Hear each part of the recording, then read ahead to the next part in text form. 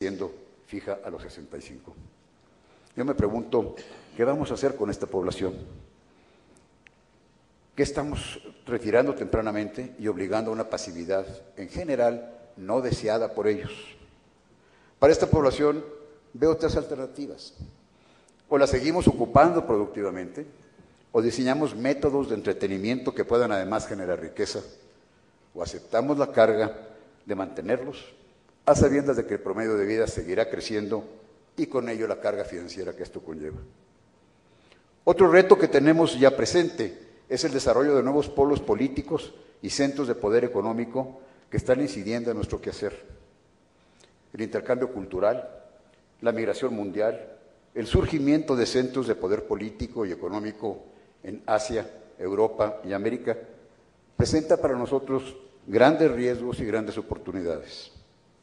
Como empresarios de avanzada, Coparmex requiere prepararse para estos fenómenos y generar nuevas visiones empresariales en estos campos que nos presenta la globalización. Nuestro país tendrá que decidir cómo integrarnos a uno u otro bloque de naciones, a la vez que fortalecemos nuestra presencia geopolítica en Centroamérica y los países del Caribe, de manera tal que nos permita preservar nuestra esencia, idiosincrasia y nuestra soberanía bien entendida en este proceso inevitable de interdependencia. Así como de los 80s este año la evolución ha sido importante, debemos esperar que los siguientes 15 o 20 años aceleren esta evolución y que exigirá de nosotros audacia y preparación. Los cambios ecológicos, los cambios en generación y aprovechamiento de la energía, en la composición de la población, en la salud de la humanidad, en la velocidad de la información, los cambios en los centros de poder nos obligan desde ahorita a prepararnos para salir avantes, para ganar liderazgo en nuestra comunidad y para reformar nuestro ámbito político, económico y social.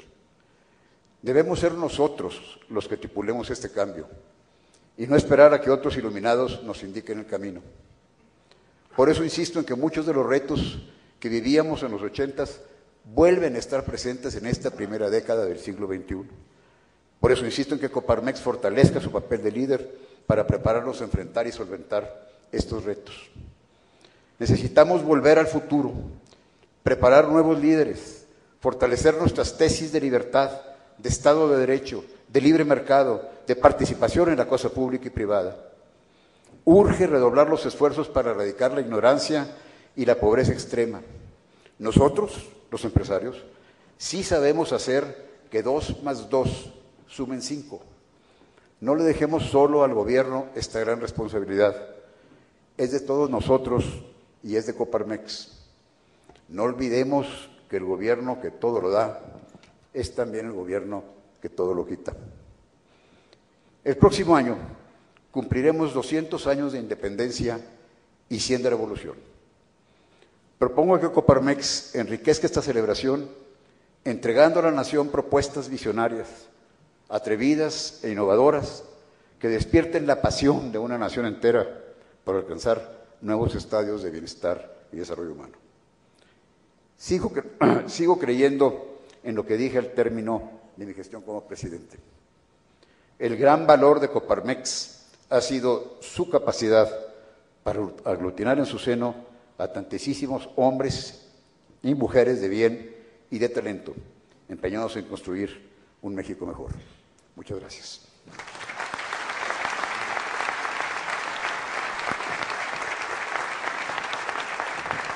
José Luis, muchas gracias.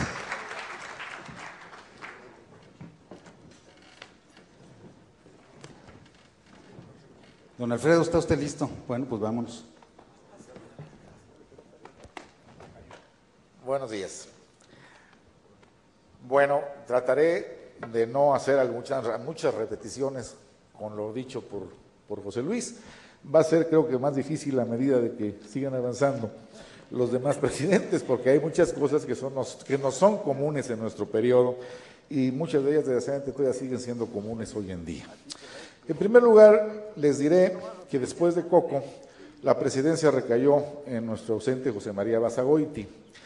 A José María, después de los ataques del Echeverriato contra la propiedad privada, la empresa, los propios empresarios, como fue el caso especial de las amenazas a Andrés Marcelo.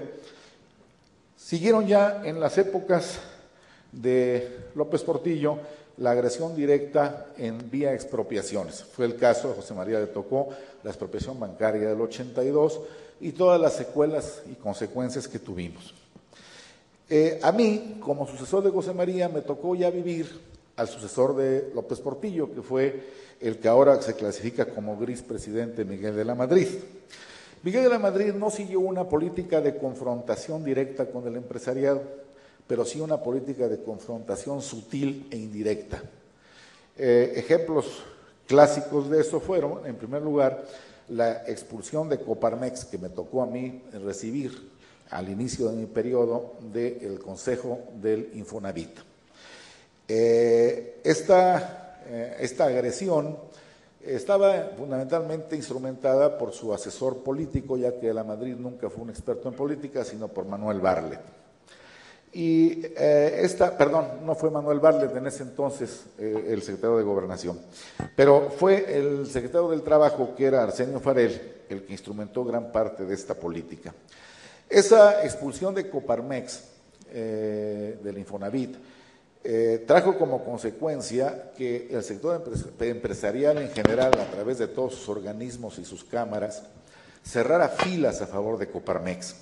Cerrara filas fuertemente, y hay que reconocerlo. Yo agradezco mucho a Concamín, al Consejo de Hombres de Negocios en particular, a Claudio X González, a Jacobo Seidenberger, que fueron sumamente generosos con nosotros. Y el propio Claudio X llegó a acuñar la frase de que Coparmex era la conciencia del sector empresarial. Frase que en esas épocas cobró todo su vigor y creo que hasta la fecha sigue siendo plenamente válida. Pero la agresión no solamente quedó en este intento de expulsión de Coparmex, que después de prácticamente los 2 años de mi presidencia, hacia el final, fuimos restituidos en este consejo, y salimos triunfantes, sino que además nos fuimos castigados desde la época de José María hasta la mía, con la no asistencia del presidente en turno a las asambleas de Coparmex. Y eso era un castigo, un desdén que se nos quería hacer para que volviéramos al redil de la sumisión que interpretaba el sistema en ese entonces, debería ser nuestro papel como empresarios. Ante esta situación, también hubo otras agresiones más directas en mi presidencia contra alguna gente, en especial muy significativa de Coparmex y del empresariado mexicano, que fue el Maquío, cuando fue invadido sus tierras en sus ranchos allá en Sinaloa, un par de veces con graves amenazas y todo perfectamente instrumentado. Sí, efectivamente, por Manuel Barlet, estaba yo equivocado en los tiempos, por Manuel Barlet, secretario de Gobernación. A mí me tocó asistir a la Secretaría de Gobernación para defender la propiedad del Maquío sobre sus tierras, con unas invasiones totalmente ilegales que se acostumbraban a generar. Esa agresión contra el empresariado, más o menos sutil, alguna no tanto, nos llevó a tomar una posición de agresividad por nuestra parte. Lejos de someternos, la bandera que me tocó manejar a mí en ese entonces fue: el empresario tiene derecho a hacer política, aún en sentido partidista, como persona. Y el sector empresarial o sus organismos tienen derecho a hacer política en sentido amplio, de bien común. Estas dos factores no eran aceptadas por el sistema en ese entonces.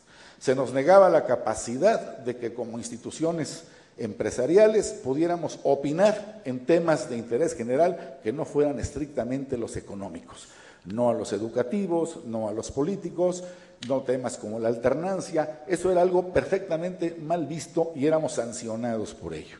La lucha nuestra, pues, para defendernos de esas agresiones del sistema fue atacar. Y atacamos en el sentido de afirmar el derecho, tanto del empresario en lo personal para hacer política, incluso partidista, como el derecho de las instituciones para hacer política en sentido amplio. Y obviamente Coparmex al principio de ellas.